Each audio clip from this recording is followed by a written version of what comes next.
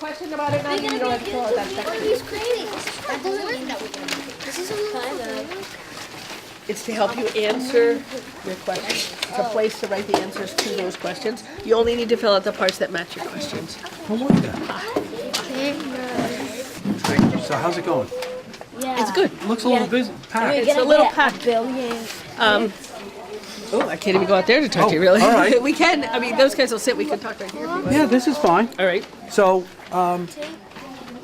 So, the thing I was saying to Ms. Kubish that I wanted to tell you about was that I started working here in 1988 when the addition went on, and we had 343 kids in this building. Exact same space. We now have 700 something, 50, 49, something like that. My class sizes have gone from 15 or 16 to 23 or 24. And all the extra spaces that we used to have, the kitchen, the cluster area, all that kind of stuff that used to be able to be extensions of our classroom are now taken up with small group stuff for special ed, ELL, Title I, all those things, because those teachers have no space to work. So they're no longer available to us. So in fact, our classroom, this classroom space used to be my classroom and an extension out there, and that's gone. And it's really quite something to try and jam 23 people into this space. You'll see us, if you take a look at these cubbies that the kids have, our stuff is just wedged. We are wedged into this space to a degree that I don't know how much longer we can do it. You know, every time I add one or two kids, and we do have a population that goes up and down, it's sort of a matter of where are we going to squeeze them, how are we going to fit them in, where's their stuff going to go. It's becoming a really difficult challenge. And it's difficult for the teachers. It's difficult for the teachers. It's difficult for the kids. I mean, it's one thing not to have enough teachers Right. with this many kids. Right.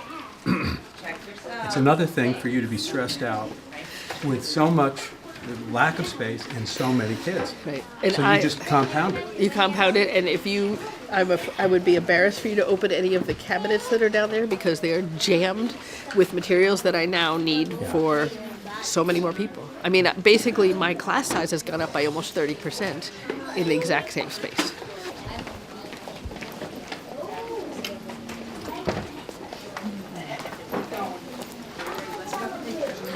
Hi, buddy.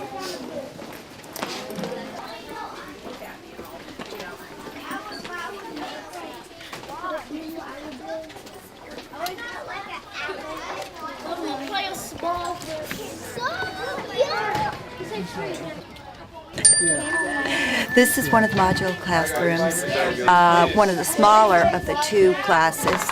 There are 4 fifth grade classes that are in the trailers, and we do we platoon between one class to the other. As you can see, it's a pretty small space, and it's pretty crowded. There are about 22 children in a class, plus this is my space. I used to have a classroom to teach when I have small group instruction. I don't have that anymore. I have to kind of move around. And so all my materials are here as well. It's difficult because, like, the floors move. Yeah. So we try to use our smart boards, but it's hard to keep them All right, guys, working. so Melanie McLean, Getting around from one kid to the next is difficult when we're doing writing. I have to go bump into kids, and it's difficult. So who can remember what we did on But Friday? it's what we have to do. Right. Put the narratives into like a nice little story arc. Okay, so does anybody have any idea what a story arc is? Tim. I think it goes like from beginning to like is like beginning of This group has just transitioned back from math. It's in there. Oh yeah, it's right there. Now raise your hand. Pass it over here. Now raise your hand. We can swap them.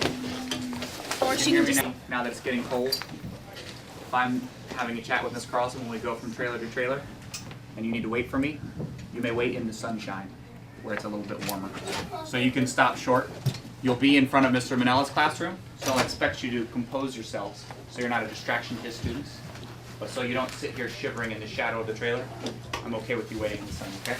Everybody got that message? Okay. Here is the other fifth grade module. This is our newest one. That one we had, Yeah. and this one we put in last year. So what would we do with these if we Well- got the new school? So what's going to happen is this is not a problem that's going away. Okay. Right? So as we move through the process of building, these will be needed in other spots. And So they're they easily will- movable. Well, That's- I wouldn't say easy, Yeah, but right, they right. can be. Sure. Yes. And then they, CPS will be needing one probably Yeah. before a new building is done. We could conceivably need another one before Sure, we get to sure. a new building. Central office, the superintendent's office is going to move out of the high school. I believe he's hoping by next year, Right. so that that will free up 3 classroom spaces in the high school. That's right. And so he'd rather offices be here. That was a decision we made for these modulars. Let's have the 5th graders be in modulars because they're our biggest kids, and they'll get that transition up Right. to The moving isn't as hard for them. Right. And certainly didn't want to have little ones out here. There you go, straight page. There you go, straight page. So this is 5th grade, 5th grade. Diana Graves' class, and she teaches math on the 3-team platoon. So she has 3 classes that come in and out for math every day. Yeah, if you could take the key to let Henry in. All right. How are you, Laura? How are you? So, don't you have kids at the Lighthouse School? They're public school now. How have you found the transition? Well, Caroline went to Lighthouse School for kinder class. Oh, okay. But they've been here since 1st grade. Oh, they have? Yeah. Oh, okay. Yeah. I don't know. I guess we were at the same time when my son was there. I know, yeah, I think we So, were. but I thought it was a really good foundation for my boy. I'm really glad that he went there. But I'm happy No, we're he's lucky here. to have choices here. So. But, I mean, it seems to me like we need more space. We need to We, get some of these definitely kids. need more space because we're in a trailer right now. So right. I don't think that's, just for ease of going to different classes or different specials. I mean, that's another level that complicates it. I mean, it's working now, but I don't think it's a long term. Yeah. So you're volunteering? No, I'm subbing today. Oh, you're On Mondays subbing? I sub. Yeah. But you volunteer too? I do volunteer occasionally with field trips and stuff like that. Okay. But no, on Mondays I can sub. So Oh, that's great. yeah.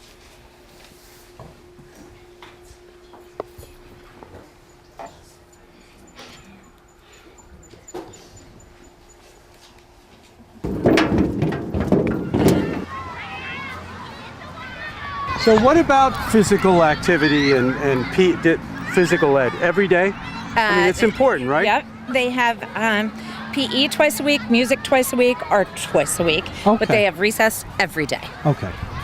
Yeah, half And hour recess every it's day. a half an hour. Yep. Okay.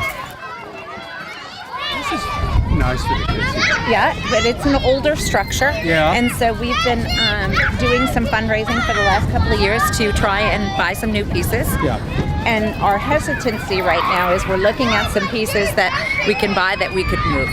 Because we don't want to put something in place if we need any of this space for a new building.